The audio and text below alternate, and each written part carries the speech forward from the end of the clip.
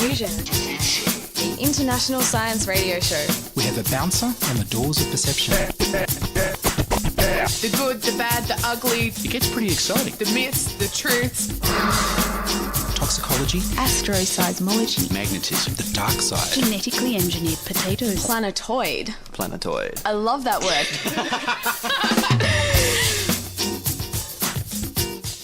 Hello and welcome to Diffusion. Sit back and relax while we inject weird and wonderful science directly into your genes. I'm Ian Woolf. On this edition, science fiction writer Peter Watts discusses first contact with aliens and whether consciousness is necessary. The Sydney Science Festival has started. But first up, here's the news about sea fleas and smart drugs.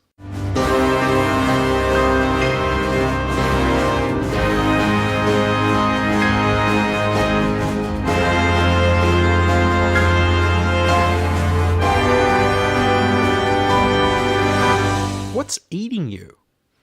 Australia has a new dangerous creature to worry about. A teenager returning from football practice in Melbourne soaked his tired legs in the sea at Brighton Beach. His legs came out bleeding, and the bleeding wouldn't stop. At the hospital, they'd never seen anything like it. The following day, his father went back to the beach, put some meat in the water, and collected the little organisms that fed. He presented them for identification to marine biologists at Museums Victoria. The marine biologists identified them as sea fleas, lysianicid amphipods, tiny crustaceans that scavenge on dead flesh. They are known to bite, but not to cause this kind of injury and ceaseless bleeding. The sea fleas normally scavenge dead animals and measure a half to a full centimetre long. Sea fleas are in oceans all over the world. They're very common. Marine biologist Jennifer Walker-Smith, who examined the sample, wonders whether the sea fleas have the ability to secrete an anticoagulating substance, as leeches do, to keep a wound bleeding. She suspects that the sea fleas may have been feeding on dead fish near the teenager's legs, and this could be why he was bitten so many times. Dr. Walker-Smith said if he'd been moving instead of resting in the water, then sea fleas would have had trouble hanging on long enough to cause these injuries. The problem is that the boy's father didn't do what his son did and soak his legs. Instead, he put dead flesh in the water, which is likely to have attracted scavengers rather than hunters. So the father may not have collected the same types of animals that attacked his son. We'd need someone who's attacked in the same way to bring a sample with them to the hospital to be certain.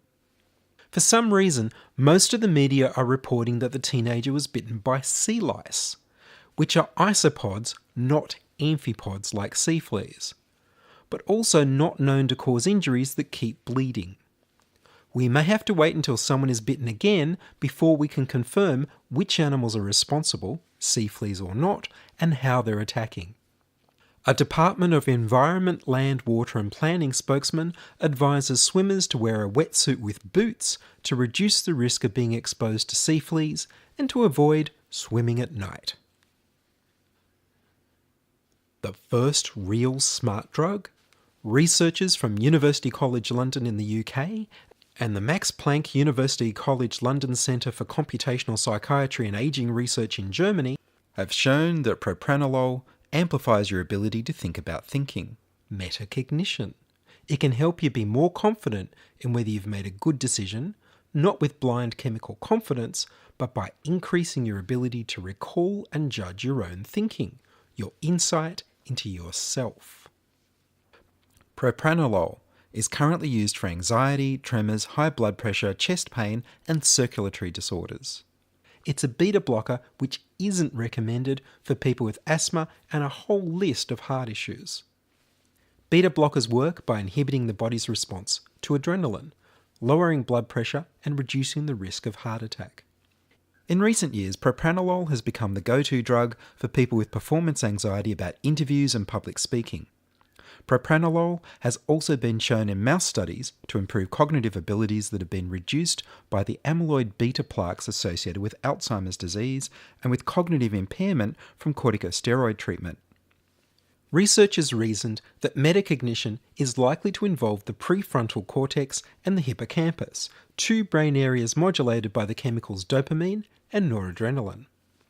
To test this, they performed a double-blind, between-subjects placebo-controlled study. They used 3 groups, consisting of 20 subjects each, matched for gender, age, mood, and intellectual abilities. The researchers asked one group to take a drug that blocks dopamine, and another group to take propranolol to block noradrenaline, either before or after a placebo. Another 20 people received 2 doses of the placebo drug. 80 minutes after receiving the second drug, the subjects performed a task in which they had to decide whether the overall motion of a burst of randomly moving dots was directed to the left or the right. The difficulty of the task was continuously adjusted so that the participants got the right answer about 70% of the time. But the participants didn't know this. When performing the task, the volunteers were all asked how confident they were in each of their judgments. The propranolol made volunteers more aware of their own performance. Without affecting the accuracy of their decisions, a person was more likely to say they'd been correct when they were and to know if they'd been wrong. Their metacognitive insight was boosted. The people that took the dopamine blockers and the placebo had no effects. Noradrenaline is released when there's unexpected uncertainty in the world, such as when we make a wrong decision. The researchers think that perhaps this burst of noradrenaline when you make an error erases the information about a task that you recently stored in your memory. This makes it harder to evaluate your decision because you don't have the information. There was no effect from propranolol on decision-making or reaction times. Metacognition is impaired in several psychiatric conditions, such as schizophrenia, attention deficit hyperactivity disorder, and compulsive disorders, where it can compromise decision-making and lead to misjudgments of your actual performance. This research points the way to improve metacognition to treat this anxiety. A smart drug that actually increases your insight instead of giving you a false sense of confidence. The paper was titled Noradrenaline Blockade Specifically Enhances Metacognitive Performance and was published in the journal eLife.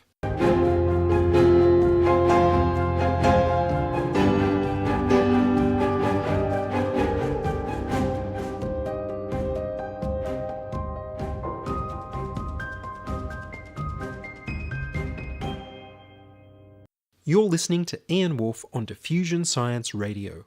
Send emails to science@diffusionradio.com. We're brought to you across Australia on the Community Radio Network and podcast over the internet on www.diffusionradio.com.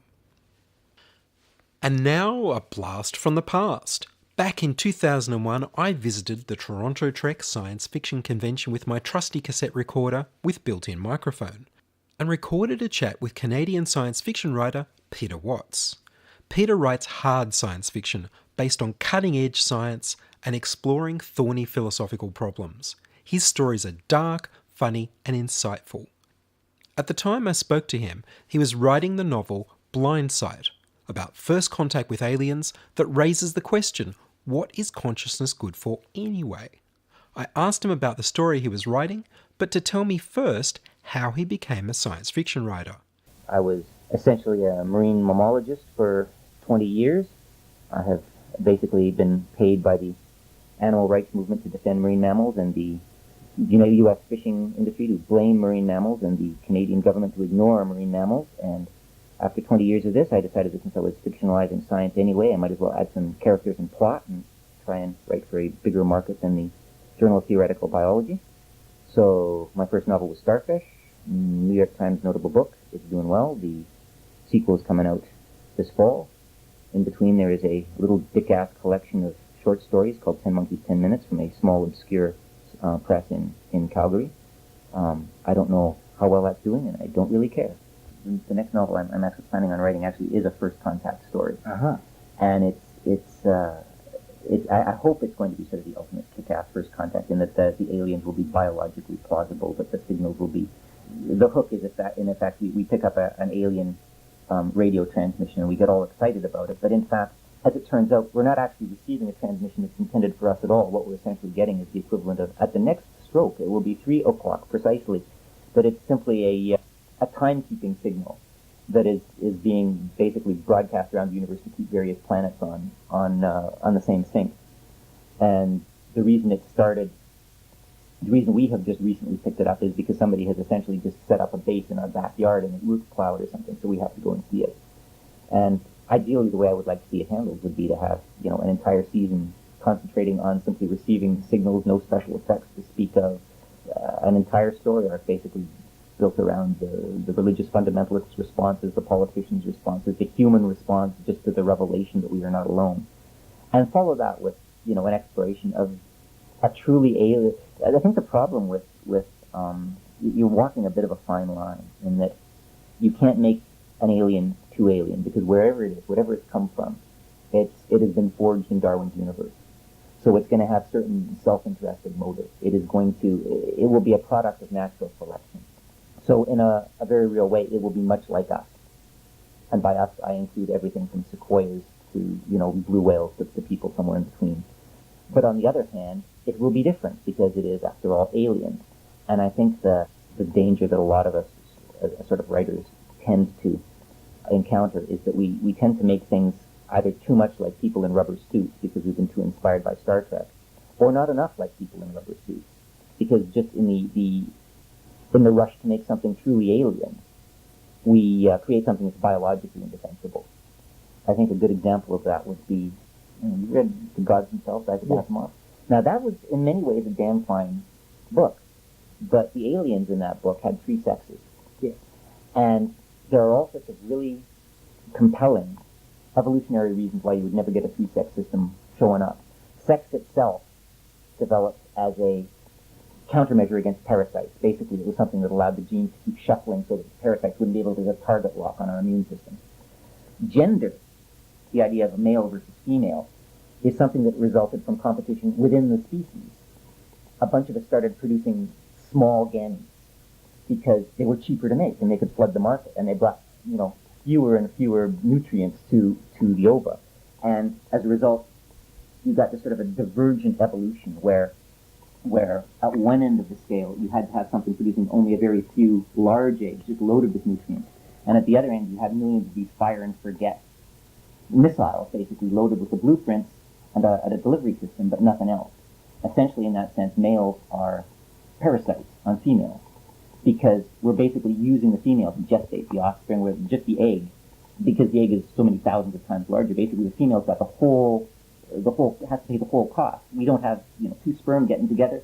They've got the genetic complement, but they don't have the nutritional complement. So the idea of gender evolving that way involves a sort of a Twin Peaks of fitness. Couldn't you get a third species being involved? Larry Niven, with his puppeteer aliens, they have 3 sexes. There's a male, there's a female, and there's a receiver. So sort of like bigger wasps or other sorts of creatures that implant their embryos, their fertilized eggs in another creature to gestate. They evolve with a third species. I could see, if you're talking about essentially a host, where you simply get a parasitized. I mean, I don't know if I would consider the victim of an ichneumon wasp to be a third sex. Well, if you were an intelligent species and they were also, you might consider them cultural. I could see perhaps taking what you're basically talking about is surrogate mums. Yes. And I suppose you could do a series of, selective breeding program or genetic engineering. You could take one sex and sort of turn it into almost sort of an evolutionary blind alley, a little degenerate female that essentially acts as a brood sac. Yeah. And that would work. That wouldn't be strictly a separate sex. No. But actually, that's a really cool idea. You start off with 2 sexes and then one of them forks. Yeah. But you couldn't start with 3 sexes because you've essentially got a range of strategies here. And you've got fitness that is high at both ends of the range but is low in the middle. So you can have 2 sexes. You can either put all your money into all your eggs in one basket, or you can make 1,000,000 baskets with no yolk around the egg. Right. But if you try and have it both ways, you're going to fail in both. And that's really the only place where a third sex could come into the landscape, and it simply wouldn't succeed. So the idea, and based on the movie with James Caan, Alien Nation series, they also had, the 3 sexes. And I think they're just throwing in, for some reason people seem to think that 3 is alien. You watch the Space Above and Beyond get down to, Yeah.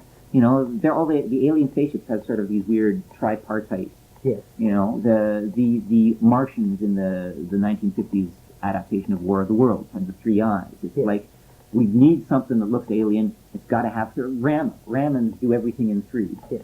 Why the hell is three the puppeteers are three-legged? I mean, they're very cool. But in any one particular case, I think that you know, tripartite alien is very cool. But it almost seems it's become a cliche that if you want something to be truly alien and you don't want anybody to ask too many questions about it, you give it a triradiate axis. Little green. And and I think maybe the three sexes sort of came along, sort of rose from that mindset, and it just doesn't work biologically. So the aliens will have to have at maximum 2 sexes from our understanding. Except that your idea, I really like your idea of a degenerate, accessory sex. I mean, I have to admit, I hadn't thought of that, and that is really damn cool. Maybe you can steal that. It's Larry Niven's idea. Yeah. Yes. Okay, yeah. I wish it was mine. But so, with really different sorts of aliens that we were trying to communicate with, another author, C.J. Cherie, her series with Chanur, Private Chanur, and the whole series. And I have not read any of her stuff, so I can comment on it. What I just an example I can bring up, amongst all the species that trade, and there's a whole confederation of aliens that don't include humans at all at this point. Right.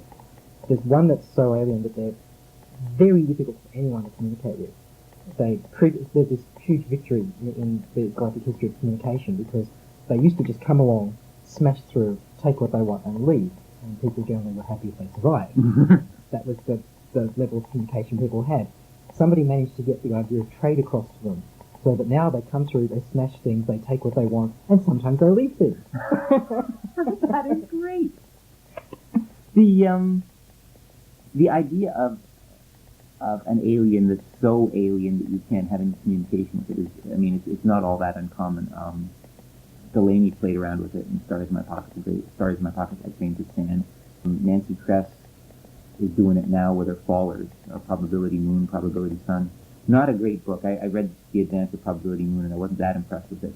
Is it a hopeless case if they're that alien, or is it just kind of being more clever and... I think it's just a question of the writers decided we're going to make him so alien that we can't talk to him. Mm-hmm. And there's been a number of short stories along that idea, and I think it's very effective in that there is no common ground. But again, from a biological point of view, unless these things are victims of special creation and God just created them to be wonky, they're going to have a lot of the same drives. They may not have sex, but they're going to have something that promotes reshuffling of the genes, or they're going to have eliminated any sort of pathogen from their environment. They don't necessarily have to be intelligent in order to have high technology. They don't necessarily, and this is something that I think is a very cool idea, which is sort of the centerpiece of this novel I'm working on. They don't have to be conscious. Now, from an evolutionary point of view, I can't see what the benefit of consciousness is. Like, I can imagine a robot named Ian Woolf that has algorithms built into it, reflex arcs, so that when it puts its hand down on a hot stove, the nerves fire, and a reflex kicks in to pull those nerves, pull that hand away. Okay. Now, Ian Woolf does that, and it is not distracted. It is not conscious. It is not aware of the pain. I do that. I'm in agony, right? And during that point, I am distracted, I am impaired, and something can come along and pick me off. So from the point of view of natural selection, we should not be aware of anything. You wouldn't believe... But you're not when you take your hands off the stove. You, as a conscious being, conscious human, you take it off, and afterwards you think, oh, I did it for that reason. But you didn't actually do it. Your automated part of yourself did. Fair enough point. I'm not talking actually about the retraction. I am talking about the subjective perception of the pain afterwards. Oh, okay, the pain afterwards. That you are feeling the pain. And you probably would believe the number of animals, and unfortunately that woman isn't here to tell, sharing too much, the number of animals that get eaten in the act of sex. Because, yeah. Well, I mean, I don't mean eaten during the act of sex. That's actually a bit of a myth. That doesn't really happen. It's a very cool myth. But there was actually a myth that had a certain amount of biological, apparently there's these repressor ganglia, and you have to chew off the repressor ganglia in order to instigate the But you have to, again, wonder how natural selection would promote something like that. But just animals busy hunting, getting eaten by other predators who come by, and they just don't notice. For that matter, how many of us have been caught in flagrant delicto with not hearing the other guy coming up the stairs? Not being consciously aware of these things does not mean you can't have intelligence.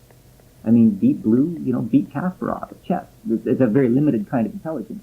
We're getting... Zombies, basically. Yeah. You can have people... Look, there's an argument in artificial intelligence and consciousness research that some people aren't. Consciousness isn't automatic in humans. Some people have it and some don't. And it's hard to tell the difference sometimes. There was a book called The Origin of Consciousness and the Breakdown of the Bipedal Mind, Julian James, in the 60s. And I got as far into that book as the phrase mounding fullness, and then I threw it across the room. So as far as I know, it could be a very good book. I'm aware of the premise, but I found the guy's actual prose style right to the point of offensiveness. So I just couldn't deal with it. But I guess the premise was that the ancient Greeks were not conscious. That's what he said, yes. And that consciousness is actually something that occurred as a late-breaking development within recorded history, and you could actually see in changes in the literature and so on, the point at which the species woke up. And Stevenson hung a major element of Snow Crash on that premise. Yes. And the idea, I love the idea in that book that, the first computer virus was written on clay tablets in ancient Sumeria, and that it was an algorithm to kickstart consciousness in human beings. I mean, I thought that was a wonderful idea, but on the other hand, you may want to go back and kill the guy who hacked that original kickstart, because how much better would we have turned out if we were not conscious of things? If we still had the intelligence, we still had the language, but we weren't constantly, there wasn't this little homunculus sitting behind the eyes second-guessing everything we're doing. In a sense, that homunculus doesn't even... It does have a function, though. Does it? Well, if your brain has problems, if you are ill or you're injured and bits of your brain shut down, specialized bits of your brain shut down, the parts of your brain concerned with social interactions, the parts of your brain concerned with looking after, eating and sleeping and whatever, they break down. The intellectual, the conscious homunculus can take over and go, well, I think this is probably what would normally happen. This is what I think you should do instead. But is consciousness necessary for that to happen? I would argue that not only is consciousness not necessary for it, but that consciousness isn't even involved in it. They've done tests where people are sort of have to look at a series of stimuli on a screen and hit a button when they see a particular stimulus. And they've run, you're familiar with these studies? They've actually basically found that when the person says, when the homunculus says, this is the decision I'm going to make, the electricity is already 3/4 of the way down the person's arm. That in fact what happened is it was some guy down in engineering that made the decision. They sent a memo up to the old fart in the CEO's office, and he said, good idea, glad I thought of it. Yes. But in fact, all that did was slow down the process. The decision had been made, and we perceive it as conscious volition on our part. But if it is conscious on our part, then why the hell was it already in process before we consciously realized we had made that decision? That's what I was referring to earlier about the automation that's already in the brain that we aren't so aware of. That a lot of us are zombies. Well, everyone to a greater degree than they realize is already a zombie doing the automata. And the little homunculus just rides along and thinks it's in charge, but actually justifies and rationalizes what's already happened. The homunculus is a bloody parasite, is what it is. Okay? It's like we should free ourselves from these homunculi. But we are the homunculi, now that I think of it. No. We are the homunculi. Let me change it. That's the problem, because if we go with your idea of needing technological species that are intelligent without being conscious, without having their own homunculi, the homunculi is where a lot of the urge for communication comes from, because homunculi is lonely. I would suspect that you're falling into the trap of saying, because this is the way we do it, this is the way it has to be done, that natural selection if natural selection is going to promote communication, natural selection will generate a ways of, you can have things communicating. Plants communicate with each other. Plants communicate with insects. There's ways of communicating that don't involve consciousness. And the fact that we happen to use consciousness for communication is a little bit like the pimp saying, hey, I handle all your books. I deserve, I am an essential part of this prostitution business. That's why I get 80% of your income, because I handle the bookkeeping. This doesn't mean that the hooker herself or himself could not also handle the bookkeeping.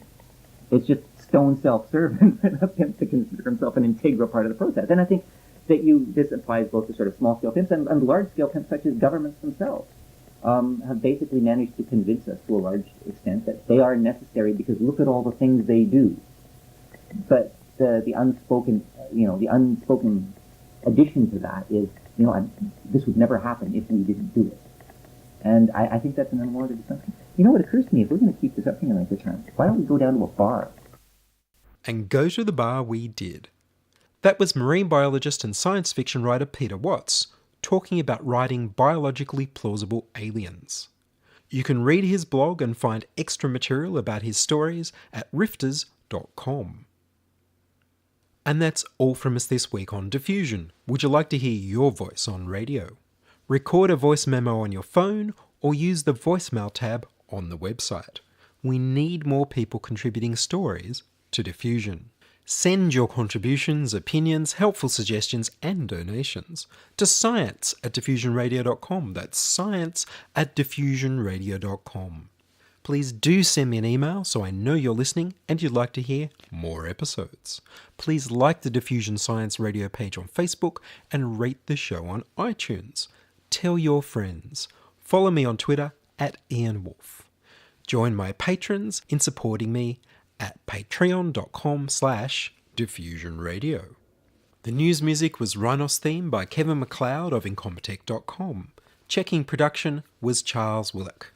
I produce Diffusion, which is broadcast around Australia to 27 stations on the Community Radio Network, including 2 RBM in the Blue Mountains of New South Wales, 8CCC in Alice Springs and Tennant Creek, 2 MVR in Nambucca Valley, and 3 MBR in the Mallee border districts of Victoria and South Australia. Diffusion is syndicated globally on the National Science Foundation's Science 360 internet radio station and also on astronomy.fm.